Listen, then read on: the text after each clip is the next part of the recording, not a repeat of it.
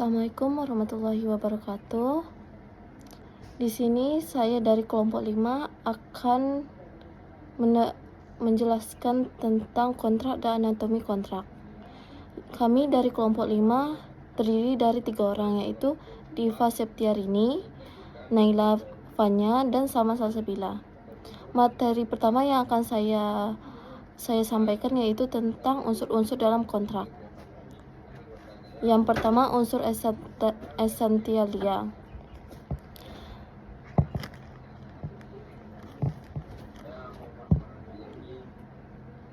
Unsur essentialia adalah unsur yang mutlak harus ada untuk terjadi perjanjian. Tanpa adanya bagian essentialia, maka kontrak dianggap tidak pernah ada.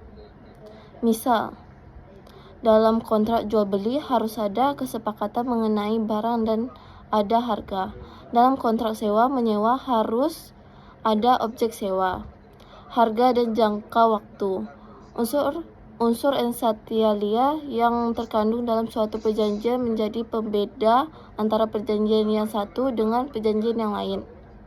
Misal, untuk jual beli 1457 KUH Perdata, tukar menukar 1591 KUH Perdata.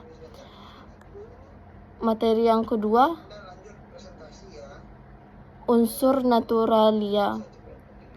Unsur naturalia adalah unsur yang lazim melekat pada perjanjian, yaitu ketentuan hukum umum yang dicantumkan dalam perjanjian. Contoh, jika terjadi kerusakan atau kecacatan atas barang yang dijual, maka si penjual harus bertanggung jawab terhadap kecacatan barang yang dijualnya. 1504 sampai 1512 KUH Perdata. Biaya penyerahan ditanggung penjual, sedangkan biaya pengembalian dipikul oleh pembeli jika tidak di perjanjian sebaliknya. 1476 KUH Perdata. Yang ketiga, unsur accidentalia. Berbagai hal khusus yang dinyatakan dalam perjanjian yang disetujui oleh para pihak. Aspek kebebasan berkontrak merupakan unsur pelengkap dalam suatu perjanjian yang merupakan ketentuan-ketentuan yang biasa ada atau diatur. Bias juga tidak ada. Hal ini tergantung pada keinginan para pihak apakah mereka perlu untuk membuat atau tidak. Misalnya, jika terjadi perselisihan, para pihak telah menentukan cara penyelesaian sengketa yang dipilih. Materi selanjutnya akan disampaikan oleh Naila Fanya. Baik, saya akan melanjutkan materi selanjutnya, yaitu tentang anatomi kontrak. Anatomi kontrak terdiri atas 7 bagian. Yang pertama yaitu judul, pembukaan, komparisi atau para pihak. Yang keempat, premis, sebab atau dasar. Yang kelima, syarat-isyarat atau isi perjanjian. Yang keenam, expect clause. Dan yang ketujuh yaitu penutup. Baik, yang pertama akan saya jelaskan yaitu judul. Judul harus mencerminkan jiwa dari perjanjian. Yang kedua, ditulis dalam bentuk singkat dengan bahasa baku. Yang ketiga, untuk perjanjian tertentu ada penomoran. Bisa teman-teman lihat di sebelah, ini ada contoh dari judul. Baik, yang kedua yaitu pembukaan. Pembukaan ini merupakan awal akta, dan yang kedua yang menunjukkan tanggal dan tempat terjadinya perjanjian. Sebelahnya juga ada contoh dari perjanjian tersebut. Bisa teman-teman lihat. Baik, selanjutnya komparisi. Komparisi adalah bagian yang menyebutkan nama para pihak dalam perjanjian. Yang kedua, mencantumkan identitas yang menjelaskan kedudukan dan kewenangan para pihak. Yang ketiga, itu memerlukan kartu identitas berupa KTP maupun kartu identitas lainnya yang resmi atau SIM. Baik, di sebelahnya juga ada contoh dari komparisi tersebut. Baik, selanjutnya itu premis atau sebab. Premis yaitu pengantar akta yang menjelaskan maksud dan tujuan dari para pihak. Yang kedua, berisi alasan ataupun dasar pertimbangan adanya perjanjian. Yang ketiga, disebut juga sebagai konsideran atau latar belakang lahirnya perjanjian. Di sebelahnya juga ada contoh dari premis tersebut. Bisa teman-teman lihat ya. Baik, yang selanjutnya yaitu isi kontrak. Isi kontrak dapat dibuat bebas kecuali telah diatur dalam undang-undang. Mencantumkan segala hal dan pokok yang dianggap perlu sebagai pernyataan kehendak para pihak tertuang dalam pernyataan tertulis, menjelaskan dengan detail mengenai objek perjanjian, menjelaskan tentang hak dan kewajiban para pihak serta uraian lengkap mengenai prestasi. Selanjutnya dijelaskan dengan bahasa yang sederhana dan satu tafsir. Jika menggunakan istilah teknis, sebaiknya mencantumkan definisi atau ketentuan umum. Selanjutnya itu ketentuan dan syaratnya harus bisa dilaksanakan dalam praktek. Selanjutnya itu semakin detail, semakin bagus, harus memperhatikan asas-asas perjanjian. Baik, selanjutnya itu expect clause. Pertama, biasanya mengenai hal-hal yang tidak dikehendaki, yaitu one prestasi, affirmation atau first major, cara penyelesaian sengketa. Dua, perlu diatur karena mungkin saja terjadi. Yang ketiga, diperlukan ketentuan yang jelas dan dapat dilaksanakan dengan mudah. Empat, itu sebagai tempat untuk memasukkan pasal-pasal lengkap lainnya. Expect clause. Yang pertama yaitu one prestasi. Suatu keadaan di mana salah satu pihak karena kelalaian tidak memenuhi prestasi yang diperjanjikan. Yang pertama itu contohnya tidak dipenuhi prestasi sama sekali, dipenuhi hanya sebagian.